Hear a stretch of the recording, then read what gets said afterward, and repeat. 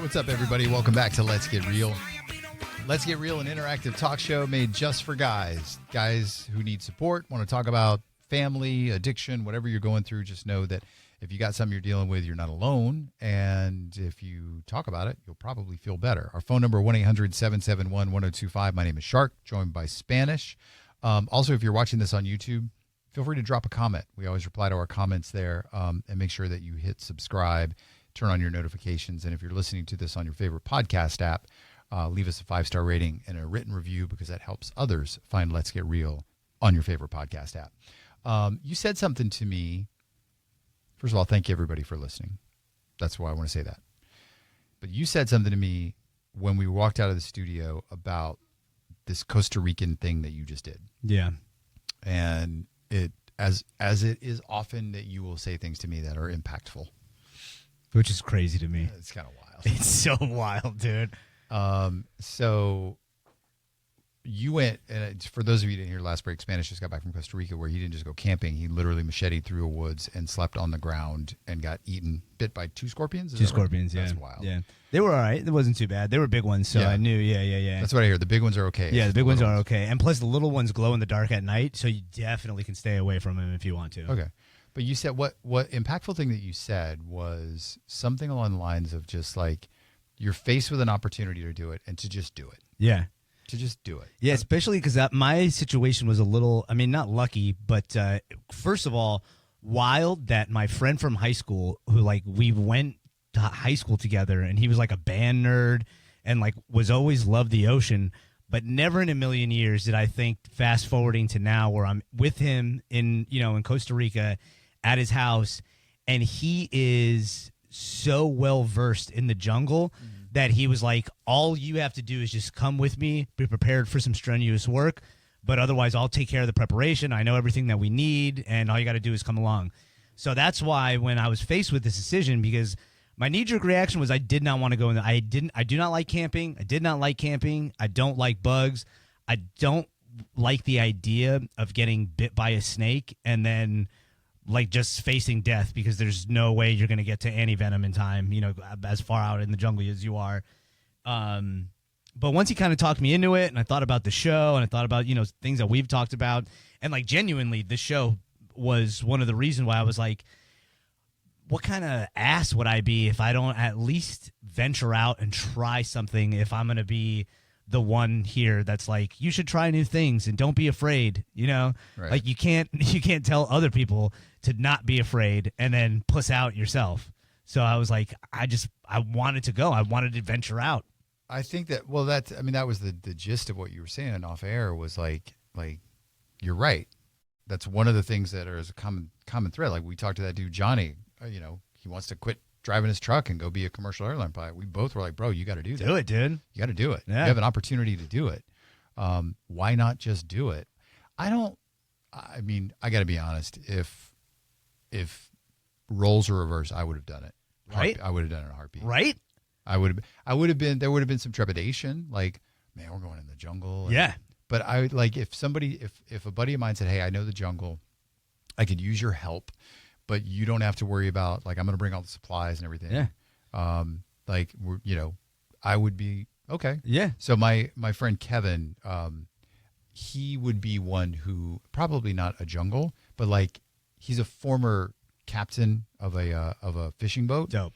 So like when we went fishing a couple of weekends ago, it was great because I show up and I fish, and then I'll like reel in a really big fish, and he's like, here, let me take care of it. I'm like, okay. Yeah, 100%. Like, that's cool. 100%, dude. Like, yeah, thank you, Captain. Yeah. I was like, I got a hook shoved in my face when I was 8, so I'm not a big fan of like hooks, and I know that I don't want to get hooked in the hand, so he's like, I'll take care of it. I'm like, okay.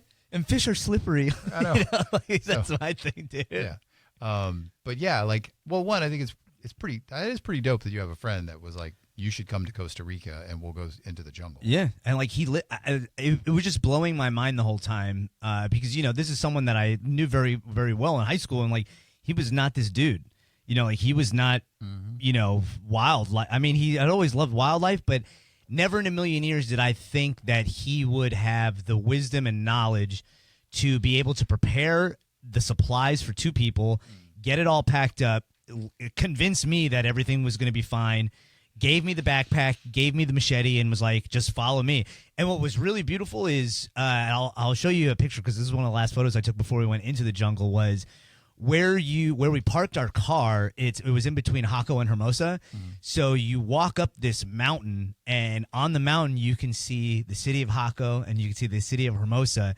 And then when you turn around, it just goes down into darkness because the canopies are so thick, it just gets dark. Yeah. And I took a photo of it, and I just looked at my buddy, and he looked at me, and he just got this big smile, and he's like, "You ready?" Yeah. And I was like, "Dude, I am ready, bro. Like, let's go." Yeah. I think that would be like, it's not a bucket list item for me, but again, if it would have been presented like it was presented to you, I would have absolutely done it. I felt like such a kid. I think that was the best part, is I felt like even when like we were losing our pack and I smashed my face against the side of a mountain trying to be cool, rope swing guy, like it happens. Even those moments were just like so joyous because I was like, we're in the jungle, dude. Like, this is amazing. Yeah, my head goes to all the opportunities that people and again, to each their own on the things that they want to do, but how many opportunities are presented in our lives that don't involve Costa Rican jungles that we allow the part of our brain to go, no, I better not do that. Yeah, that's too risky, too dangerous. Or like this was the big one for me was I'm not going to be able to, like, my brain kept being like, you can't handle that. Like, that's definitely something you can't handle. You're not going to be able to handle the bugs, the heat, the long walk, because it's all day. I'd never walked 8 hours before, especially not through the mountains. Never done that.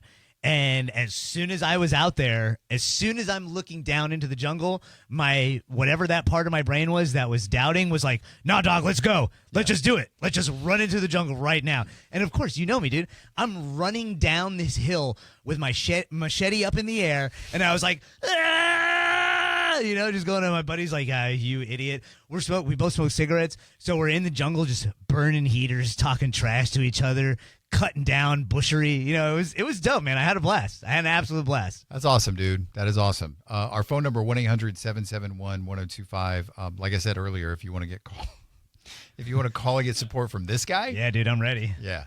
Like, we will absolutely let you talk without judgment. It's what the show is all about. It's not about Costa Rican fun. But I will say that if you don't call, we're just going to process our own stuff. I like it, dude. Because it was definitely one of those trips where I couldn't wait to come back and be like, look how sun-kissed my skin is. First of all, I look fantastic, Brown. You did get a lot of sun. Right? And secondly, it was like, this was, besides fighting at the Amir's Academy of Martial Arts, this is one of the only other things that I was like, oh, this was like some man stuff. Yeah. Of like just going out there and being like, fishing for our own food. Like, what if we didn't catch fish, And obviously, I was not the experienced fisherman. My buddy is a spear fisherman. He's, done it for years. So I wasn't afraid of not having food. But when he disappears to go spearfish and he leaves me with some string, a hook, and some bait, and he's like, you don't even need a pole. He's like, just wrap it around your finger, blah, blah, blah. Every time the hook got hit, it would yank on my finger. And I was like, I'm losing my finger. Like, this is it. Like, and then I don't catch anything, and he comes back like, Aquaman. He's just holding 4 or 5 fish. He's like, we're going to eat good tonight, dude. How many did you catch? Yeah, and I'm like, I hurt my finger. Like, I think I need some ointment, man. It hurts pretty bad, Yeah, but you made it. Yeah. You survived. And it was dope. And, like, it was great because during the day everything is high. It's not high pressure, but to me it felt high pressure. And I love high pressure situations, And everything felt like high pressure because you're like, all right, we got to get breakfast. We go out, we get breakfast. And while you're eating, you're like, whew, all right, we can chill for a second. And then you're done eating and you immediately look at each other and like, we got to plan lunch, dude. Like, we got to figure out lunch. We got to rearrange the campground. We got to get rid of, the poopies and all the food bones. We got to bury all this stuff. Yep. And then we go out and we get ready to get dinner. And then after dinner, and you're like getting ready for bed, and you got the fire crackling, and you can kind of hear rustling around of the fire, but you can't see anything. You just look at each other, and you're like, dude, we're out here, bro. Like, what are we doing, dude? This is sick, man. Well, there is a part of me. I mean, when you told me you got bit by 2 scorpions, I was like, okay, because I got a thing about scorpions. Like, that would I wouldn't say it would freak me out, but it might freak me out. It definitely freaked me out. The first one freaked me out. The second one, not so much. Because like I said, my buddy had told me, I didn't know this, but my buddy had told me, if they're big, you're in the clear. If they're small, like thumb size or smaller, he's like, we're screwed, dude. And you got to let me know, or else, he's like, don't keep it to yourself. And I was like, yeah.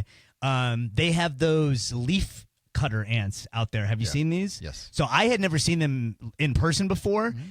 At one point, this may have been the scariest part of the trip for me, because at one point I'm standing there and I don't think I had heat exhaustion, but my brain was definitely like a little foggy. This was like day 3. My brain was a little foggy. We hadn't eaten anything yet. We couldn't catch anything for breakfast.